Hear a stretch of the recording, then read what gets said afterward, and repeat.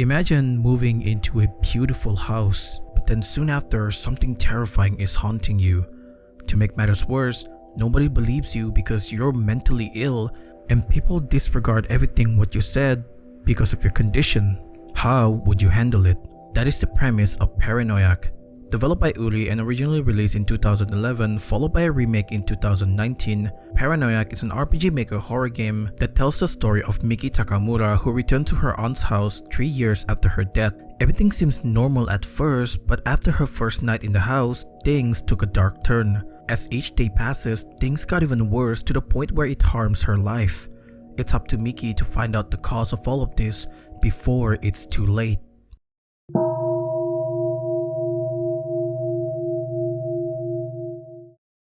The game begins with Miki arriving at her late aunt's house late in the evening. The house had been unoccupied ever since her aunt died 3 years ago. Since this was her first time in 3 years she had stepped into the house, Miki decided to explore the entire place to familiarize herself with her surrounding. After going through all the rooms in the house, Miki received a phone call from her mother, Minako Takamura, who informed her that her luggage would arrive the next day. She took this opportunity to ask her mother if she knew where her aunt had kept her keys, since she had found many rooms locked for unknown reasons.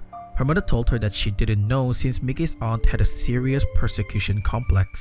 Apparently, this was a type of mental illness where a person developed a feeling of fear from being the subject of hostility or ill treatment from others. She then told Miki that she could call a locksmith if she really wanted to unlock the rooms before hanging up. Since it was already late at night, Miki decided to sleep. But before she even entered the room, she heard a loud thump on the first floor.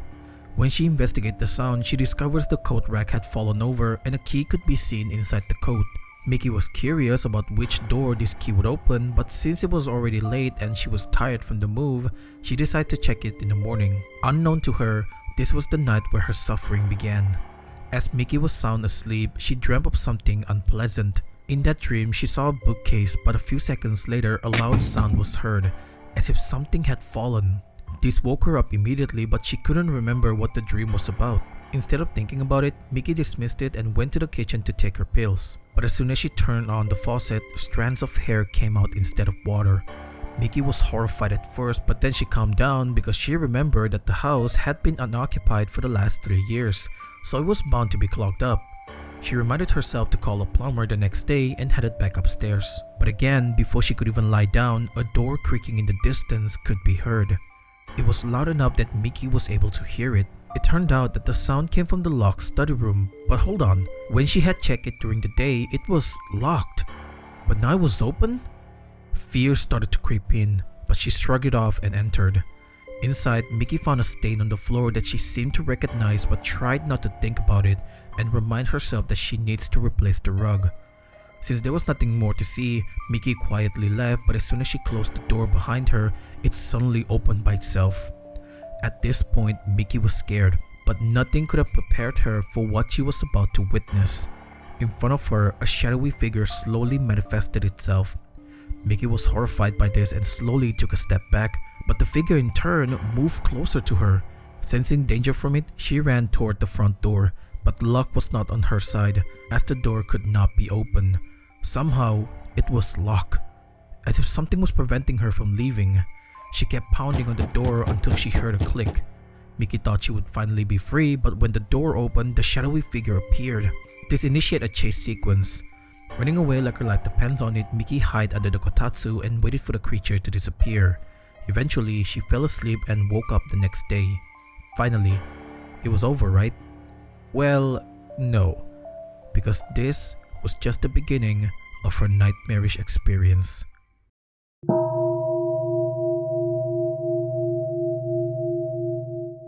The next morning, Miki went about her day normally. She tried not to think too much about the incident and dismiss it as nothing but a dream, a very realistic dream.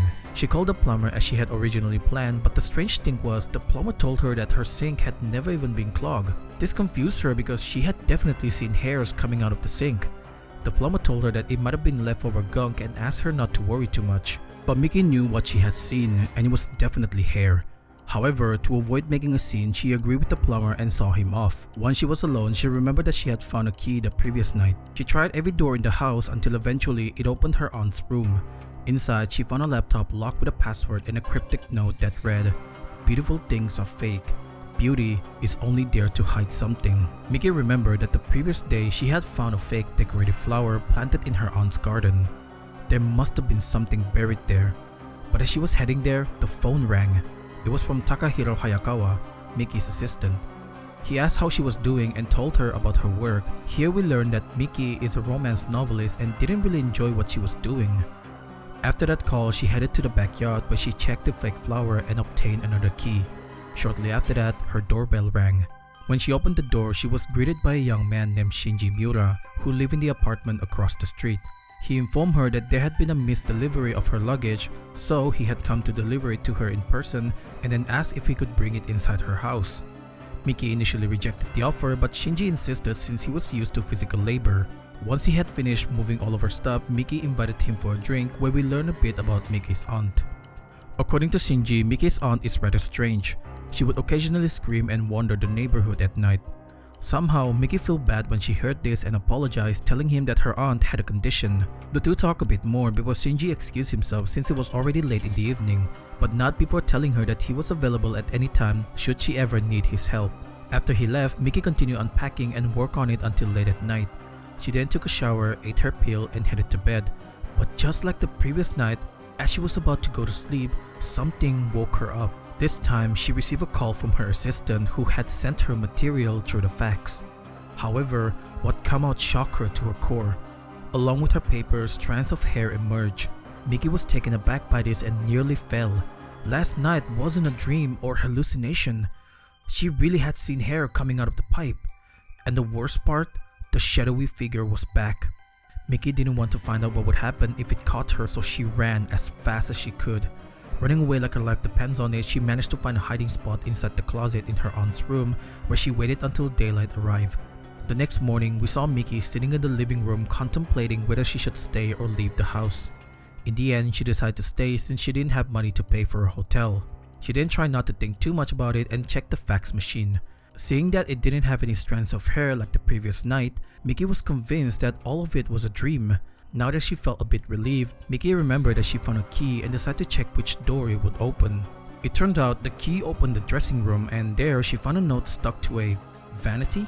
The note read, "Silence, happiness, peace. I see them all in a row, but it's happiness I can't help. I try to wear it, but it's hollow." It's a bit cryptic at first, but this clue was about clothes. In the dressing room, there's two closets. One of them contained 3 pieces of clothing, colored in blue, yellow, and green. Obviously, the color yellow represents happiness, and upon checking that piece of clothing, Miki found another key. She continued her exploration and ended up in a piano room where she remembered a song her aunt used to play for her. But as she played, she heard a strange metallic noise every time she pressed the key. Curious, she checks the inside of the piano and found a second key. Since there's nothing left here, Miki exits the room and...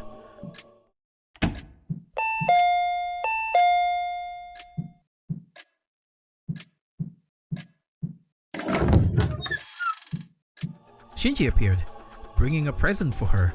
Side note, I like how we can see that Shinji definitely liked her. I mean, bro literally offered to carry her luggage despite having inflamed tendons. If that isn't love at first sight, then I don't know what is. Anyway, Shinji told him that his friend sent him some fruit and he couldn't eat all of it, so he wants to give her some. Yeah, nice excuse, buddy. Miki gladly accepted then, but then Shinji out of nowhere asked her what was wrong because he noticed that she looked tired. Seeing that Shinji had gone out of his way to ask how she was, Miki almost wanted to tell him about what she had experienced, but stopped herself since she was convinced that he wouldn't believe her. So she made up an excuse and told him that she was tired from the lack of sleep. Shinji obviously believed her and told her that she definitely should rest. They talked a bit more before Shinji excused himself. That night, Miki devised a plan to avoid the shadowy figure. She decided not to go to sleep and kept herself busy, since she was convinced that the monster only appeared when she was already asleep. But the lack of sleep she had endured over the past 2 days made it very hard for her to stay awake. Still, she knew she couldn't fall asleep. So she walked around the house to keep herself alert, but unknown to her, despite not falling asleep, she still experienced a horrifying incident, and it happened right as she was walking around the house. As she was moving around, the piano suddenly played by itself. Miki was horrified. How was this possible? It was supposed to happen only after she went to sleep. When she checked the piano, a hand suddenly grabbed her. Miki was both surprised and terrified. She then struggled with all her might to loosen the grip and eventually managed to break free. She immediately exited the room and slammed the door shut, but when she looked back, her blood ran cold. The shadowy figure was back, and it was relentless in chasing her. Miki ran as fast as she could and eventually found a hiding place in the bathroom, where she stayed until she fell asleep through the night. When daylight arrived, Miki had had enough. She couldn't stand living in the house anymore. She immediately went to the phone and dialed her mother's number. She explained that she wanted to come back home for a bit, but instead of being worried for her, Miki's mother just brushed it off, saying that it was her problem and she shouldn't depend on her too much. "Handle it yourself," were her last words before she hung up. Those words cut deeply into her. That was it. She was all alone, fighting this creature, and she didn't even know why it targeted her in the first place. And the worst part, no one believes her if she tells them there's a ghost hunting her. With all this stress building up, Miki couldn't take it anymore and decided to head outside to get away from everything.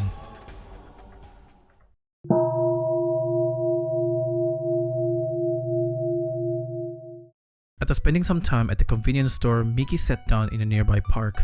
She figured she'd be safe there since it was outside and the shadowy figure wouldn't chase her there, right? Well, she couldn't have been more wrong.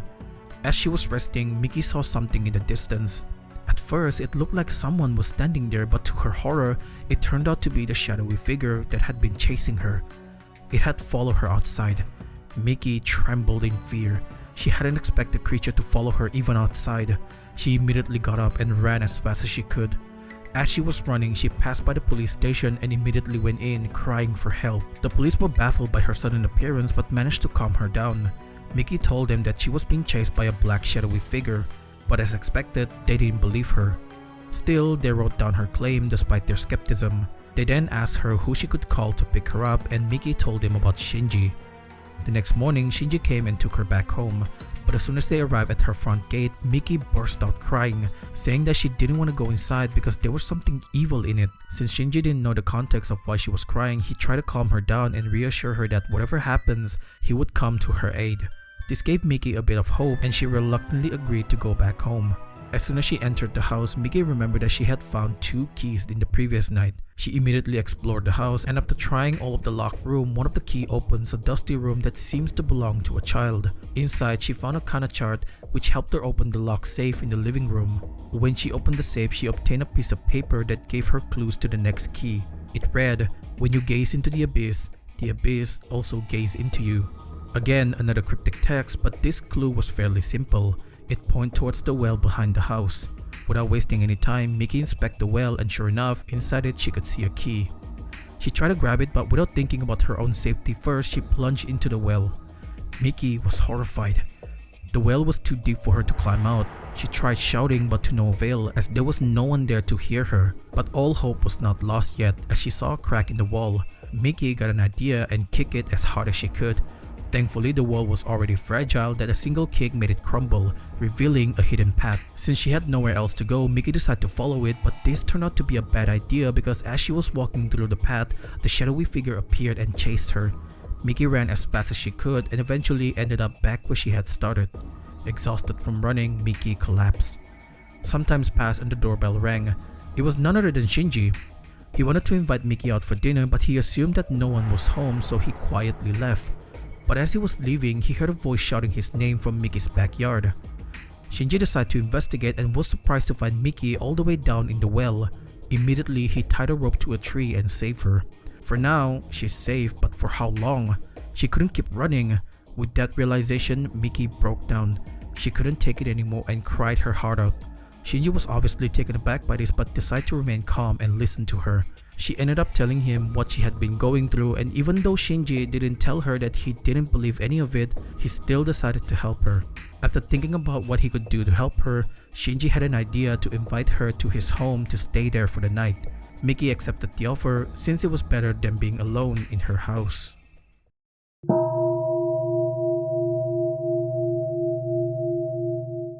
That night, both of them had dinner and we learned about Miki's condition. It turned out that Miki had chronic depression and she was on medication. This explained why we saw her taking pills every night. She also opened up about her family and their trouble. Apparently, her aunt wasn't crazy to begin with, but after losing her stillborn child, everything changed. Her husband left her and even her own family abandoned her. Left with nothing else, Miki's aunt committed suicide. Miki felt guilty about what had happened to her aunt, but she was afraid to do anything because her mother had terrible hysteria and she was afraid of her even more. When she was diagnosed with depression, her mother acted as if she didn't care and kicked her out, telling her she should live in her aunt's house because it was perfect for someone crazy like her. Shinji couldn't believe what he heard, but Miki reassured him that her mother wasn't a bad person since she also had issues of her own. Shinji was still not pleased by how Miki had been treated but decided not to push it and told her she could sleep in his bed before excusing himself to look around her house. That night, Miki dreamt of the time she had visited her aunt's house.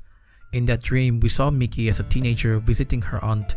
She tried calling her name but her aunt didn't respond. She looked around the house and eventually went up to the study room where she saw her aunt's lifeless body. This nightmarish dream woke her up completely, but that wasn't the surprising part. To her horror, she realized that she was back in her aunt's house. Questions started forming in her mind. How had she gotten there? Had Shinji brought her back to this house?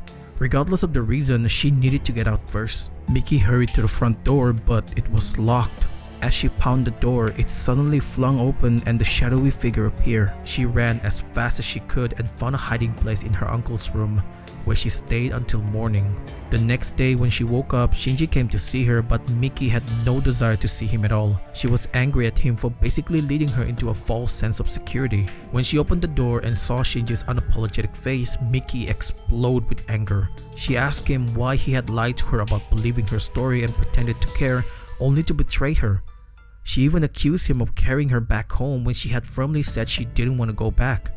Shinji was dumbfounded by everything Miki accused him of. And why wouldn't he be? Miki was the one at fault here. Shinji explained that she was the one who had wanted to go back home. We then saw a flashback of Miki waking up in the middle of the night. It was around midnight when Shinji saw her walking to the front door. He asked where she was going, to which she replied that she was fine now and would be going back home. Shinji was suspicious and even told her that it was dangerous to go back at night, but Miki ignored him and just went out. Miki was baffled. She couldn't possibly be sleepwalking. She had definitely been sleeping. Shinji must have lied. He didn't. In fact, Shinji made another revelation. When he went to inspect her house, he couldn't find any trace of footprints left by Miki. If she had been chased, her footprint would be all over the place, but Shinji couldn't find any of that. And not only that, he had even gone down the well and hadn't found any hole or path leading to a cave. This is where Shinji hit her with a dose of reality. What if all of this was just a delusion? Hallucination born from her depression and guilt. Miki couldn't believe what she was hearing. She couldn't have been hallucinating. Everything had felt real to her. Angrily, she asked Shinji to leave, but Shinji wouldn't go and instead firmly asked her what she truly thought of her situation. A choice popped up and Miki had to choose between staying firm in her belief or coming to terms with the possibility that everything had been a delusion.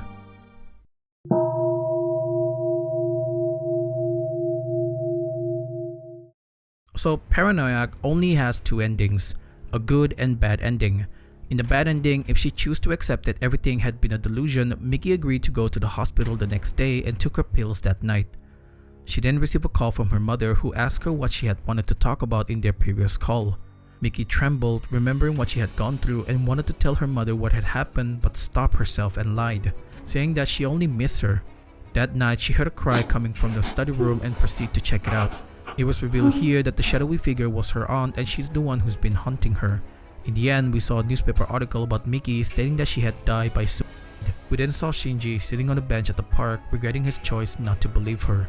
Shortly after that, we saw a shadowy figure following him back to his home. A pretty depressing ending, but luckily this could all been avoided if Miki had chosen to believe it was real. If Miki decided to stick with her belief, she and Shinji had an argument and things proceed similarly to the bad ending. But when she received a call from her mother, this is where things became downright infuriating. When she told her mother that she wanted to come home because she didn't feel safe in the house anymore, Miki's mother became hysterical and laughed maniacally. She then told Miki that she was crazy and delusional before telling her to hang herself. Honestly, this is downright infuriating. No mother should tell her own daughter to end her life. She definitely needed help. Anyway, it then cuts to nighttime where Miki heard someone crying in the study room.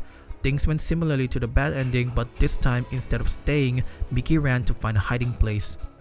But since she had already tried all the hiding places, she had nowhere to hide except the basement. When she arrived there, she thought she'd be safe, but there's nowhere to hide. As she was looking around, the shadowy figure appeared. Miki backed away slowly but tripped on the doll that has her name written on it.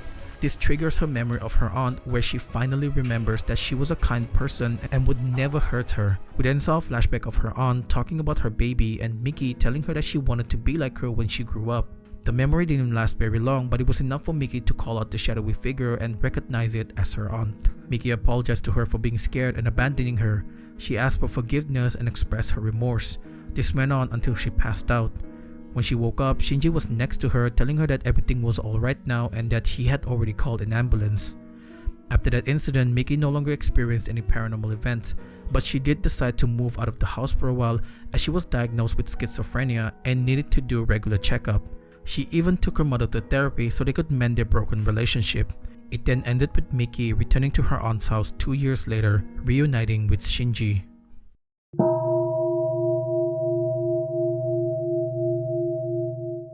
So, Paranoiac is a game about a girl named Miki Takamura and her experience living in her late aunt's house. She's supposed to experience spooky paranormal event, but towards the end we sort of understand that it was all in her head. But how did she get this illness? Well, to understand Miki, we had to look at the root of her problem, her mother, Minako Takamura. After losing both of her parents, Minako gave up on college and looked after her sister. She worked hard to give her the best life, but over the years the pressure slowly got to her.